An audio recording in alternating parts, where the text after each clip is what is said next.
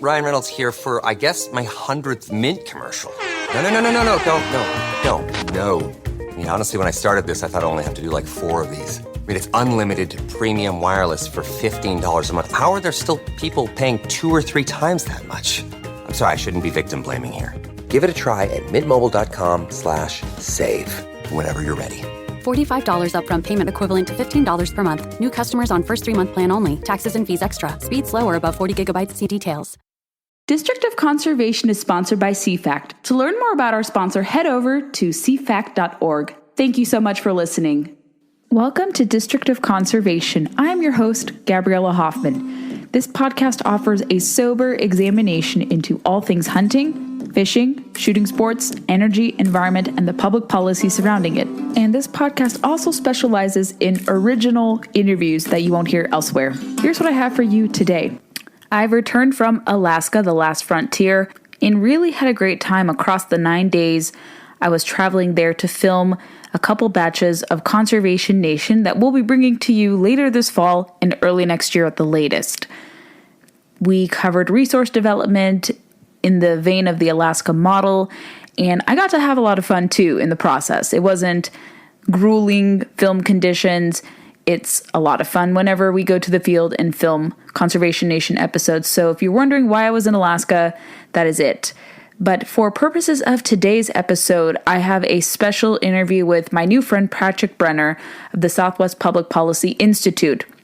And it's a research institute built to explore and build on sound, data-driven policies regarding education, crime, economics, and many other issues that will encourage positive change in the American Southwest. The Southwest, as you all know, has a lot of public land, a lot of energy development, debate over whether or not to have mining, and much more. And they believe that they stand out because other think tanks have fallen victim to the mentality of communicating only to the echo chamber. They only target individuals that agree with partisan messaging. Their approach enables them to reach new audiences by micro-targeting constituents on issues like finance, energy, education, or public safety. And specifically with Patrick, we spoke about nuclear energy, that's his favorite type of energy, water issues that plague the Colorado River Basin and water rights debate that surround that, mining, public lands use, and much more. ESG, I think, included as well. So I'm going to let Patrick take it away, get to know his organization, everything you want to know about the group, and Patrick can be found in the link to show notes in the podcast, and check out what they have to offer and get connected with them. Thanks for listening. Patrick, thank you so much for joining the podcast. Good to have you on. Gabriella, thank you so much for having me. It's a pleasure to be here. It's good to catch up with you after San Diego. It didn't really relate to natural resources, but we were talking, getting to know each other more. And you had mentioned your organization, which I want you to talk about, and some of the natural resources issues you hope to weigh in on. So describe your organization and what led you to start it. Sure. Well, I appreciate the opportunity. I'm the president and founder of the Southwest Public Policy Institute. The concept of a multi-state regional think tank is relatively new. The only other organization I know of in the entire country that is focused on a specific region like we are is Chris Cargill's outfit. He launched the Mountain States Policy Center focused on the Pacific Northwest around the same time that we were launching the Southwest Public Policy Institute last summer. And it's focused on this multi-state initiative so we can compare and contrast different policies from different states that all certainly have some common ground and similar problems, but then the states are approaching those problems in very different ways often, and some of those ways are great. Some of those ways result in why New Mexico is 50th and why Arizona is not. That's great. And where do you guys find yourselves on natural resources? Because the Southwest has a lot of natural resources. It's largely encompassed by public land. Of course, everyone knows 99% of west of the Mississippi is where most of the public lands fall. Your home state, New Mexico, all those states you cover. So where is your organization weighing in on natural resources, energy development, what have you? Well, let's talk about the energy development side of the conversation first. We are hugely supportive of the extractive industries in terms of the oil and gas sector. But in addition to that, we're also hugely supportive of the nuclear energy sector. One of the employees of Holtec International, the nuclear energy development company that produces small modular reactors, and was also attempting to build out the infrastructure for the interim storage facility, the consolidated interim storage facility in the southeast part of New Mexico, where they would be storing spent nuclear fuel rods, or spent nuclear fuel as it's referred to, which we've already gone over all of these, the issues of it's safe, transportation is safe, storage is safe, these fuel canisters do not leak, but the left just is continuing to vilify nuclear energy in the aftermath still of the 1980s Chernobyl disaster. And we're trying to push back. We're trying to get the American public to better embrace the greatness of nuclear energy, which is zero carbon emission. It's clean, it's plentiful, it's cheap, it's reliable, it's safe, it's base load, and that's part of the problem that I don't understand with the left, the energy fanatic, or I'm sorry, the environmental preservationists. Yeah. Preservationists. That's a good term to refer them by. Preservationists, sure. So that's part of the problem that I don't understand with the preservationists is they're all about trying to preserve the environment, but then they're advocating for the build out of infrastructure that is actually more damaging to the environment than energy products like nuclear fission. The energy density of nuclear power is so much higher than that of wind and solar. And the environmental footprint, the actual destruction of the environment with the build out of solar farms and wind farms is infinitely more destructive than the build out of nuclear energy technology. That, and the DOE released a report last fall, announcing that you can convert old aging coal-fired plants into nuclear plants because all of the infrastructure is there. I mean, the only difference between a coal plant and a nuclear plant is the heat generation source. So if you're not burning coal, but you're instead fissioning atoms, it still creates heat. That heat is used to generate steam. That steam pressure is used to drive turbines, and those turbines produce electricity. If you just remove and replace the energy, the heat generation source from firing coal to fissioning atoms, just plug and play. And that's what the Department of Energy released, the Office of Nuclear Energy. They released this incredible report announcing that conversion process and highlighting the ability for converting coal fire to nuclear fire. So, or not nuclear fire, excuse me, nuclear fissioning. And we'd like to see more of that adoption across the entire United States. We'd like to see push back against this vilification of nuclear power that is not based in fact anymore. Was not ever based in fact. I'm glad you brought up nuclear because that seems to be the one true source of let's say clean energy. Because like you said, wind and solar have a lot of vast shortcomings. They require a lot of land. They expense a lot of energy. And the output is not as reliable and high functioning as it's reported. And nuclear is the true, let's say, source that you could replace perhaps, or at least supplement, but maybe one day, if all the technology is there, substitute, oil and gas for. But I'm still comfortable that we can use oil, gas, et cetera, et cetera. But I think that could be the one supplement which could become the complement and then maybe replacement down the road because of, like you said, the least exhaustive use of land. It has 100% reliable baseload. It's a lot safer than reported. And with Chernobyl, you mentioned that was because it was a centrally planned government. And that is why that fiasco happened, because they didn't know how to do it. And I think they wanted to enact a lot of harm. They were really reckless. They had no regard for human life. So, of course, Chernobyl would have been a disaster. However, the outcome was, but obviously it was very disastrous. But it's interesting because, like you said, they put out that report that you alluded to. And then they also just welcomed the launching of the first nuclear reactor being opened in several decades in Georgia. And you had both Democrats, Republicans, preservationists, conservationists applaud that move. And you do see this shift in favor of nuclear, but you have obstacles in terms of environmental groups in particular who are using NEPA, who are using laws that would permit, let's say, the exploration of these type of sources if there was permitting reform, if red tape was cut. But they don't want that to happen. So they are suing to keep NEPA kind of held hostage from allowing real exploration of clean energy, true clean energy like nuclear, from happening. Right. And what other issues outside of nuclear, because I know you're really passionate about nuclear, is the center focused on? I know water issues are very important from the Colorado River Basin, also public lands, multiple use. What else are you guys trying to harness and focus on?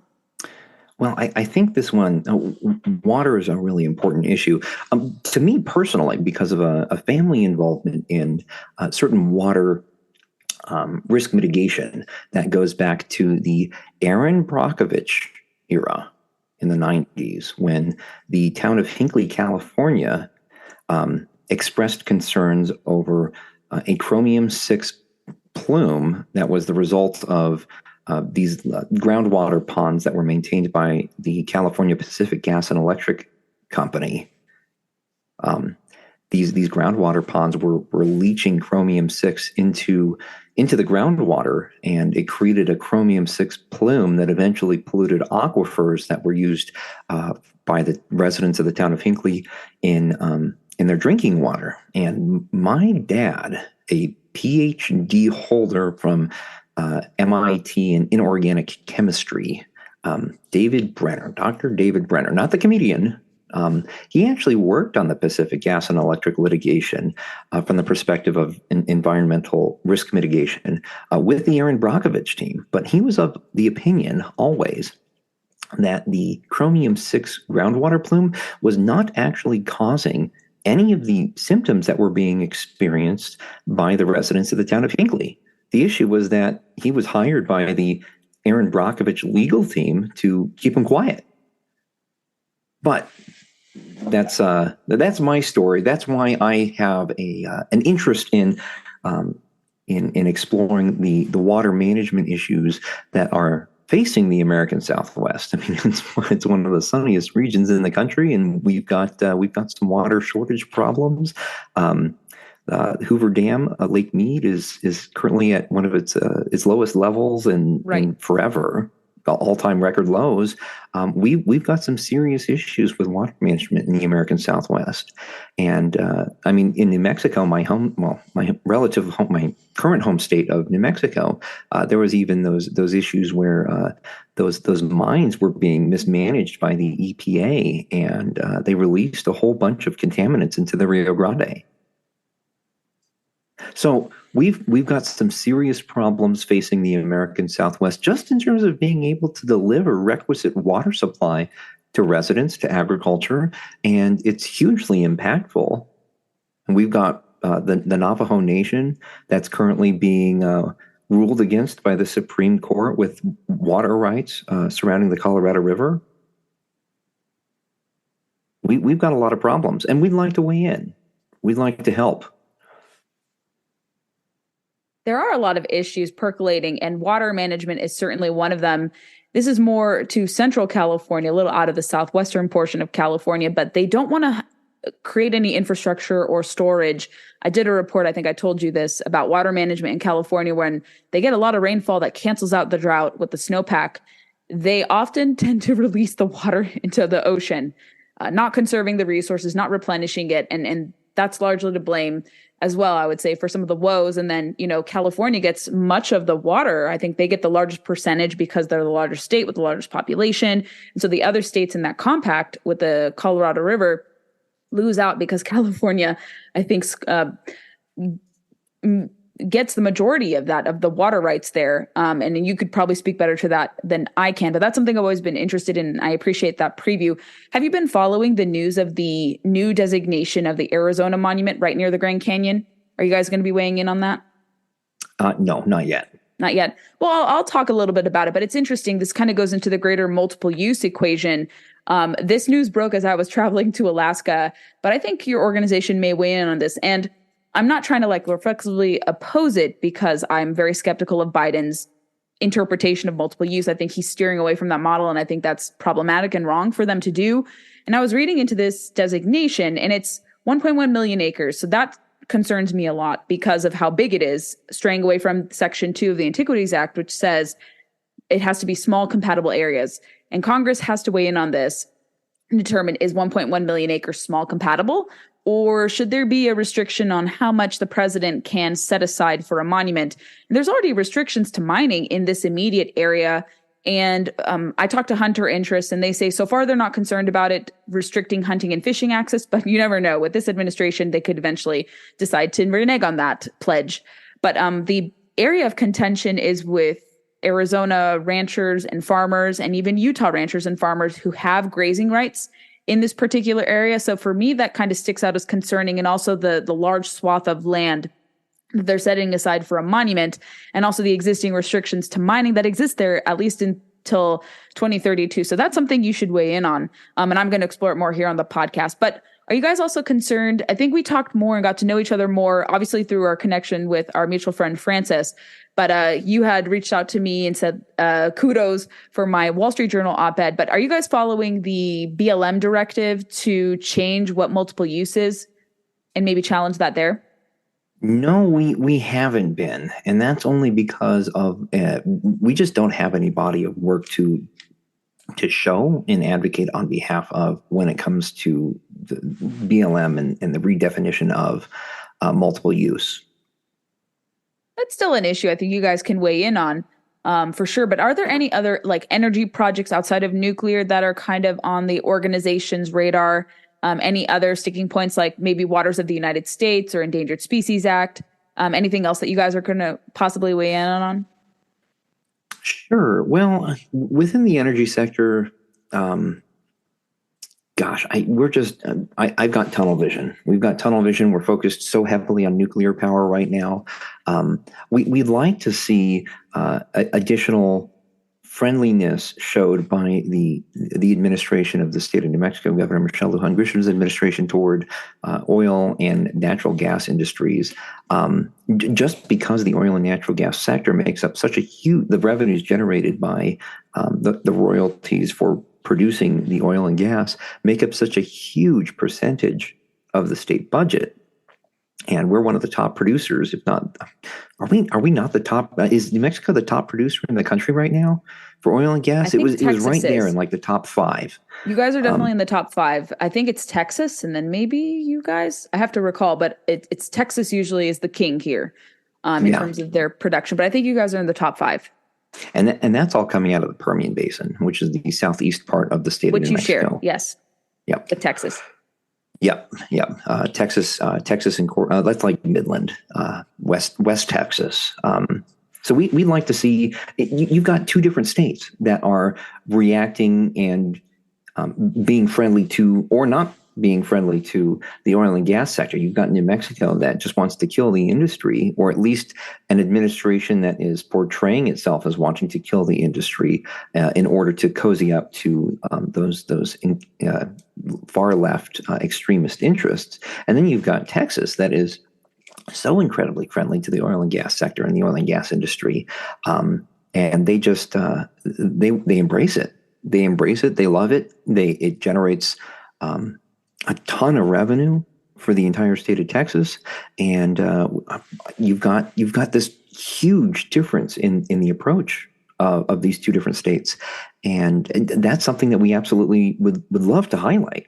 Here's New Mexico trying to kill it, cut off its nose to spite its face, and you've got Texas that's embracing its number 1 revenue generator. How has the effects of the Biden administration policies coupled with the governor's positions affected New Mexico? Because like you said, I think it provides and supplies 40% of jobs in the state.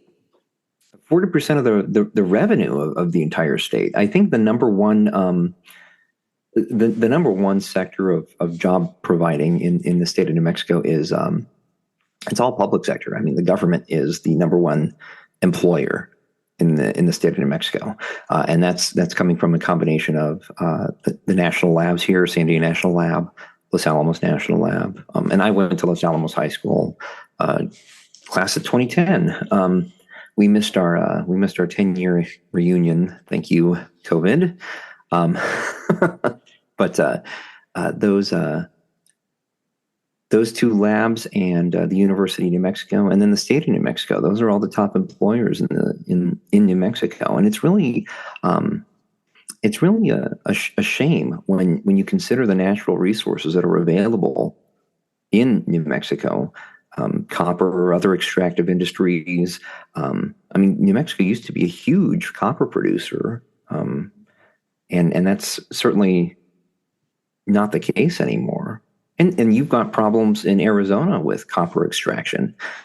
And if the left is going to continue to advocate for electric vehicle adoption, exporting the California model of mandating EV ownership and EV electric vehicle sales in the double-digit percentages over the next several years, you've got to support electric vehicle production in terms of being able to provide those minerals for the production of those electric vehicles, which includes the battery, the electronics, and so much of that is requisite on copper.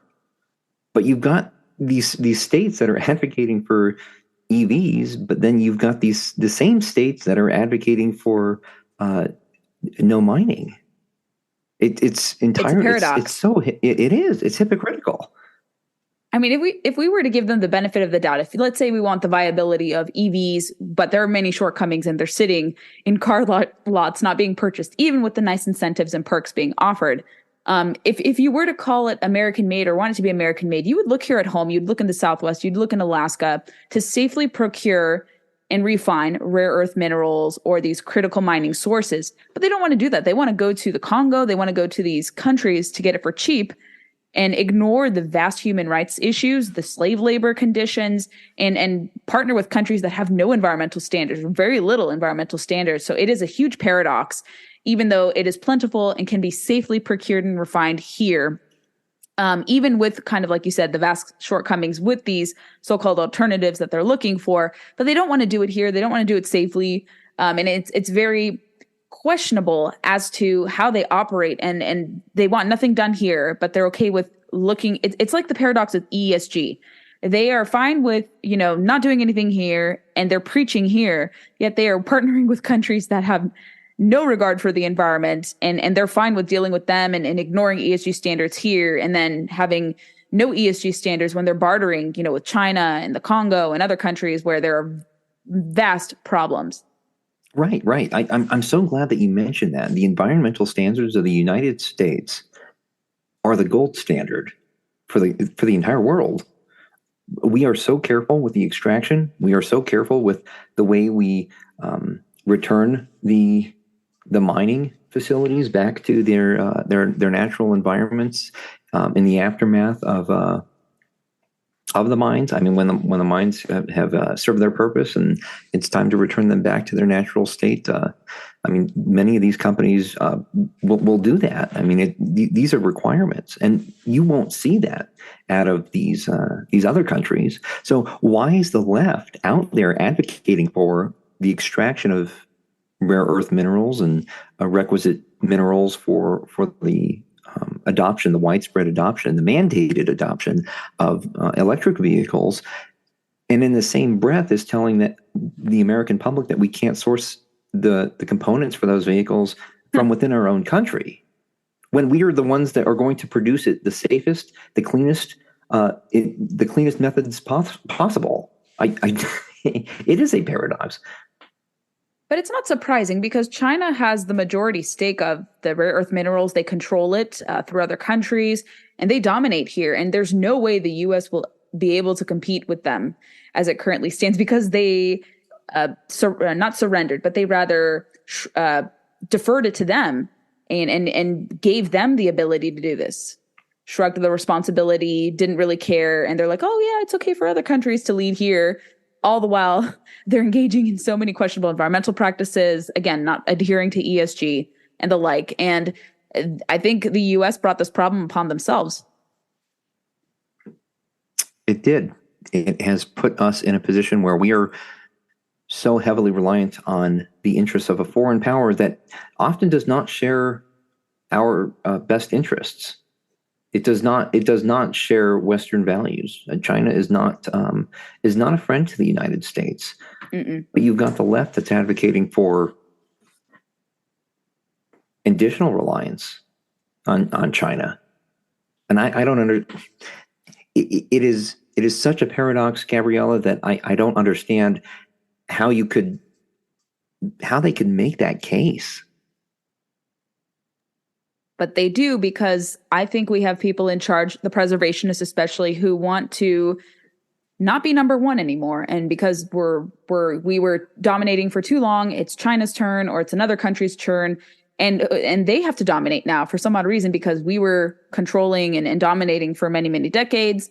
And we have to, even though we're the environmental leader of the whole world, we have to take a step back, and we have to be second place, third place to these countries for whatever grievances they think we have for dominating or whatever. But it's going to be a tenuous position for them to tout that this is American made, tout that we're really environmentally friendly, when we're shirking that responsibility rather, and allowing countries with vast, horrible environmental footprints, numerous human rights violations, and just poor standards in comparison to us to dominate and lead here. It makes no sense. I agree. I don't get it.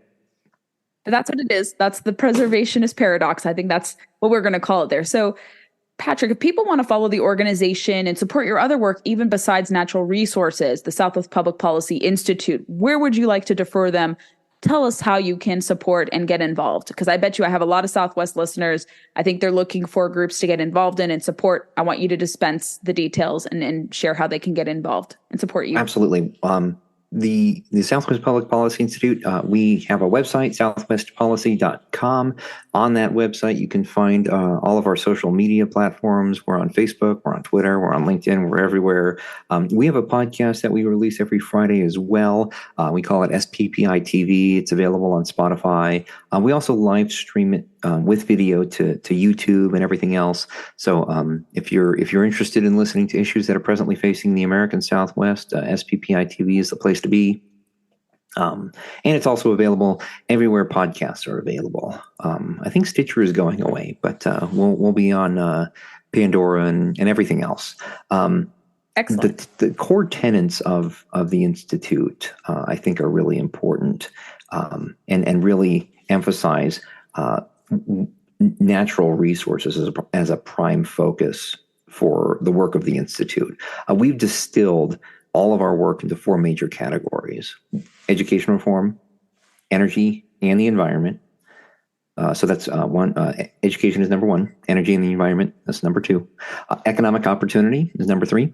And then, my personal favorite, because it's how I get to be the most aggressive, government accountability and transparency. And we're wrapping up some litigation with a couple of different public bodies this week, and we're bringing new litigation on a pretty regular basis, which is to say a lot for such a young organization. And I'm really proud of our staunch litigation strategy and our approach to transparency and government accountability. We're like the government watchdog of the American Southwest. That's certainly leveraging transparency to our advantage. So find out more about the Institute at southwestpolicy.com.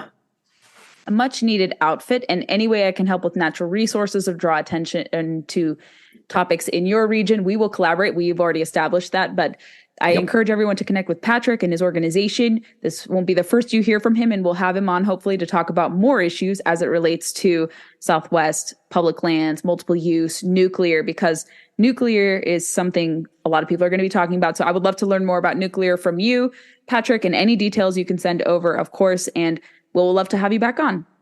Gabriella, thank you so much for having me today. It was a pleasure. Let's do it again soon. Thanks for listening to today's episode. Make sure you're connected to us on social media, Facebook, Instagram, and Twitter.